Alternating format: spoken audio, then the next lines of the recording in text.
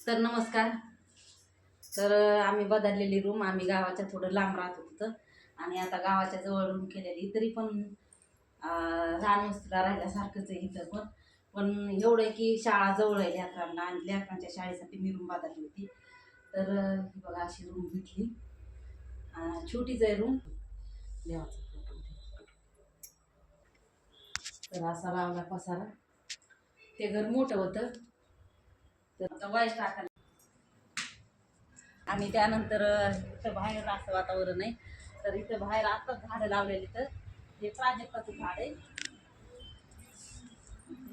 सकाळ सकाळ याला मस्त फुलं येते तर आणि आमच्या दारातच अशी पडत असते. आणि हे कोणतं फुलाचं झाड आहे काय माहिती, मला पण माहीत नाही या फुलाचं झाड कोणतं फुलं हे असं. पण मस्त फुलं, सकाळी पण याला फुलं असते तर, आणि आता पण कळ्या उमरलेल्या आता पण त्याला फुलं होते. आणि त्यानंतर वरती टेरेस आहे, तर कपडे बिपडे वाळा घालायला मस्त आहे वरती. हे पहा इथं मुलं पतंग उडवीत तर ते पतंग, अरे लईच लांब गेलंय रे पतंग, दिसा नाही पण एवढं लांब गेलं. त्या साईडला चिमणी उडते बघ त्या पतंग. एवढं लांब गेल्याला पतंग आहे हे, त्याचं दिसत पण नाही. दिसा नाही पण मोबाईल मध्ये असं. आता ते वापस आणायचं. तर इथून रस्ता पण जवळ आहे ना, रस्ता क्रॉस केल्याच्या नंतर लगेचच मुलांची शाळा आहे तिकडं पलीकडं. तर हे असं वरती वातावरण, कपडे बिपडे वाळा घालायला जागा आहे मस्त.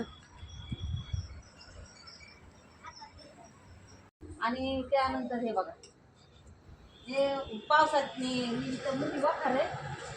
त्या वखारीत कांदेच होते आणि पावसामुळे कांदे भिजले, ते निवडताना इकडं टाकले होते. तर बघा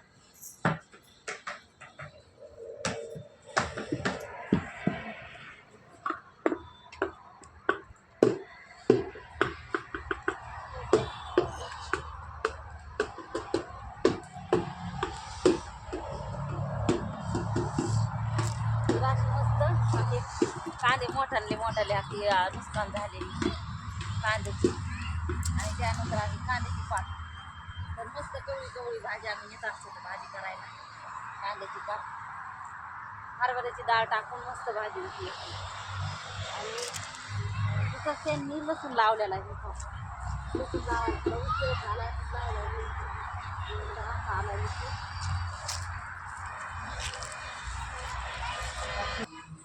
आणि त्यानंतर त्यांनी मागच्या वर्षी हळद लावली होती, तर वाफेनीच लावली होती.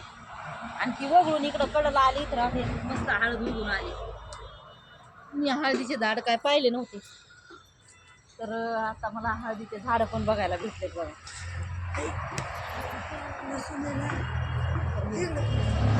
हळदीचे झाड, रस्ता आणि रस्ता क्रॉस केल्याच्या नंतर शाळा. तर